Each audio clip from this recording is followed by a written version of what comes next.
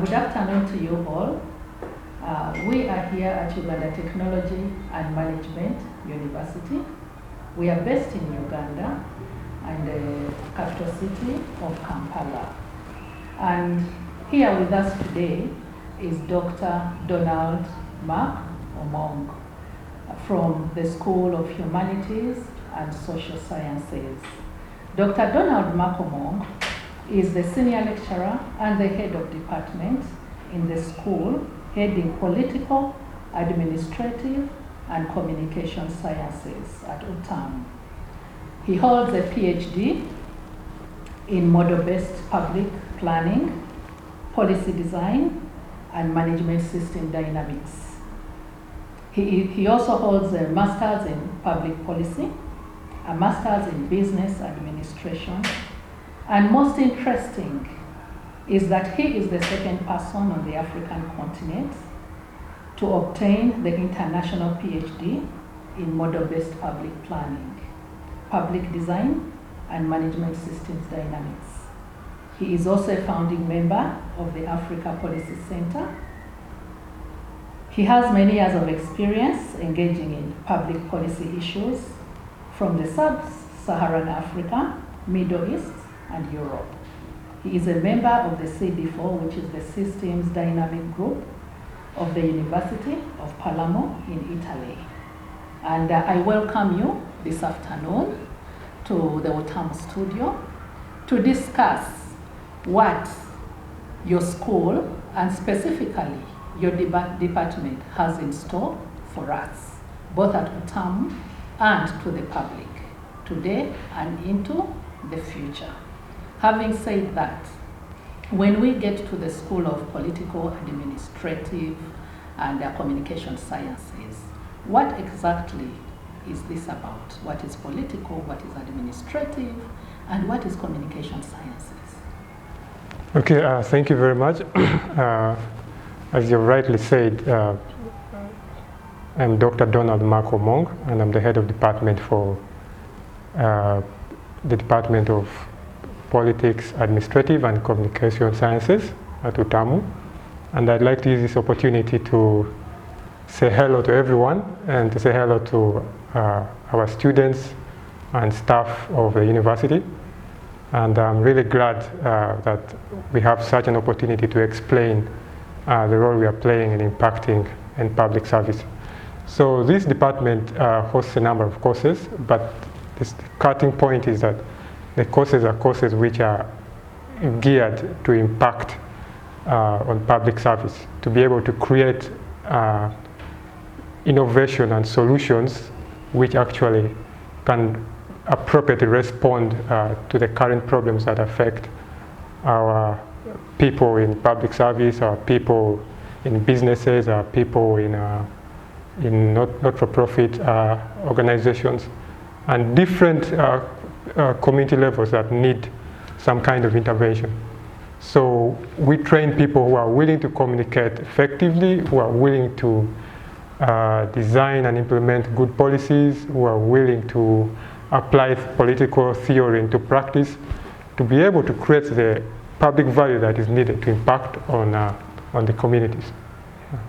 So what is that special aspect that is in your department that would arouse the public to have it as a choice?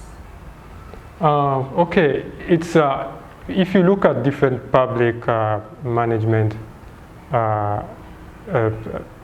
training universities and institutions around the world, they're almost looking at similar things.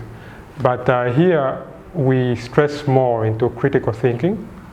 We also stress more into adding value to make sure that our students understand how to be innovative, how to respond to the current challenges of the 21st century.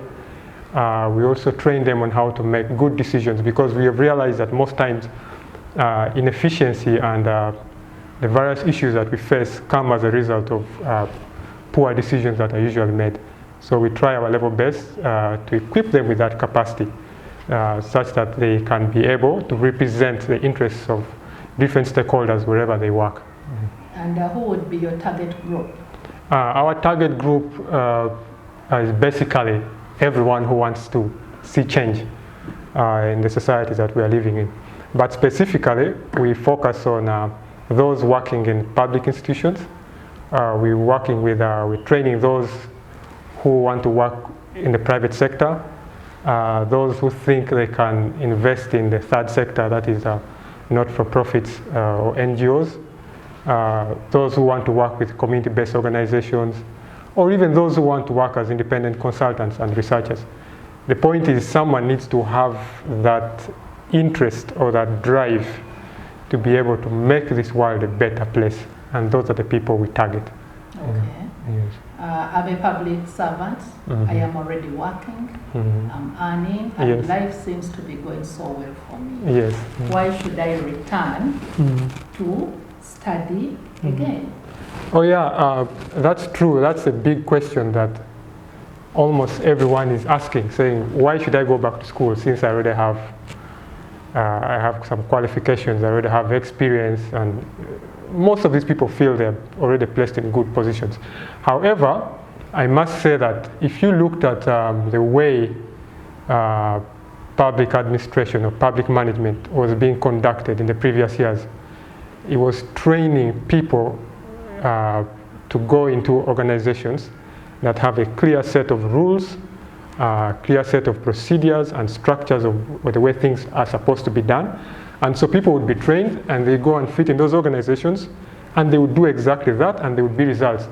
Unfortunately, because the world is now dynamic and everything has changed, it's not that simple anymore. We now have incidences where you have challenges or situations that you're trying to fix and they will not respond to a clear set of rules or principles or procedures. That's why we need people to come back and get more training to be able to manage the current challenges that are affecting us today. For example, I'll give you an example. There is a concept called, dynamic complexity. And it's common in every public service institution. Dynamic complexity entails people trying to make decisions, but these decisions have delays in time delays. They have unpredictability, and these decisions can actually be subject to nonlinear behavior. So you make a decision hoping that it will actually have some kind of opposite linear response. But things don't work like that. You make the decision and it turns out to be something totally different. And this is what public administrators who started way back have kind of missed it out.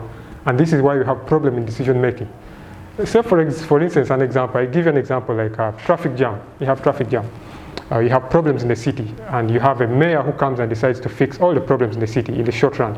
And indeed everything works out, but in the long run, these problems come back worse than they were before. You see more traffic jam, more crime, more pollution, more garbage issues, and yet the ever-ending demand of having a bigger budget keeps on coming up. So you find that some of these concepts need to be revisited, and this is what UTAMU is now doing. We have issues like wicked problems. Before that, people were trained to deal with simple and complex problems. Simple problems have simple response. Complex problems have 1, 2, 3 alternatives, but you can respond to them. But wicked problems are problems that if you try to respond to, you create more problems. They have no direct solution, and they are quite complicated. And these are problems that are now facing us. For instance, the COVID pandemic. It's a problem that cuts across every sector: health, education, security, and everything. It's a problem that no single institution can respond to. So if you continue viewing public administration from the lens of the previous system, you may find a little bit of difficulty in trying to actually map out the current problems that we are facing. So that's why at UTAMU we are insisting, we are saying we are at the forefront of innovation, we are at the forefront of this of this field. So we ask those who are already in government, those who are already in public service, those who are already in the private sector organizations, those who are already in not-for-profit organizations, that there is need to acquire additional skills to add on to what you already have. For instance, you go out there and you're trying to do something, you make policies, you design policies, and when it comes to implementation, you face policy resistance. And then you start borrowing money, you start bringing in new expatriates and consultants from abroad, and yet we can actually have our people retool themselves and get these new skills that they can apply to make policy design and implementation successful. Currently, the government of Uganda is talking about the parish development model, and it's a good thing. It will work out definitely, but there are incidences, there are signals that show that you can have problems in the future, and you cannot be able to respond to them appropriately unless you have some of these skills that we are giving out. And that's why we insist, please look at the Utamu curriculum, look at what we are doing, come and be part of it, and go back and serve, and you'll see that it's going to be very easy for you to actually fix some of those problems that we face today in public service. That has been very interesting to know, especially when you talk about coming back to retool ourselves. I think there is so much more that we are missing out if we do not come to retool ourselves. But from what you're speaking about, I think the best choice that they can make is to come to Utamu. Yes, definitely. Be able to retool themselves efficiently and adequately to contribute significantly to the changes that are happening today. And as we conclude, I just want to ask one very simple question. We are living in times where people are talking about the digital space. Yes. Everyone is talking about technology. Yes. Everyone seems to be advising their child to go and study ICT, IT, computer security, computer forensics. Big data. Why would we have our students come into public service, administration, study communication sciences? Give us that one reason why you feel that this should also be a first choice when people are considering their future plans. Okay, thank you. That's a very brilliant, that's a brilliant question. As you've rightly put it, people are looking at courses that are really focusing on the fourth industrial revolution.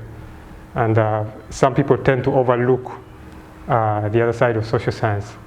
And like you have rightly put it, why should we encourage people to go and do those social science courses when there's this new? So that's absolutely, it's a common thing that rings within people's minds. And I think it's even the issue that many governments are facing, not just in Uganda, but across the region. But if you see, if you've been following the trends that are taking place in this world, you realize that the world is changing very drastically. Currently, we are facing problems that have never been faced before, problems that have come as a result of our interactions with one another in the current world we're living in, what they call the Anthropocene. And the Anthropocene is a period where we are looking at a new world that is emerging as a result of our interactions, either directly or inadvertently.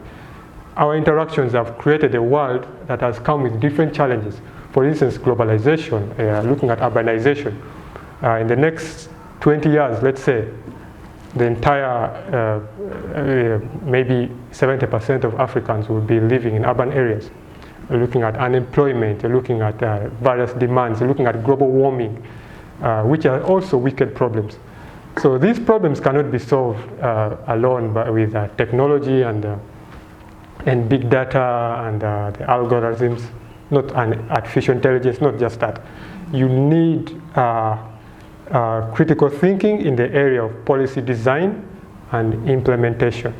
You need people who are willing to fill the gap that public managers have been filling. Remember, public managers make decisions that even affect all these people.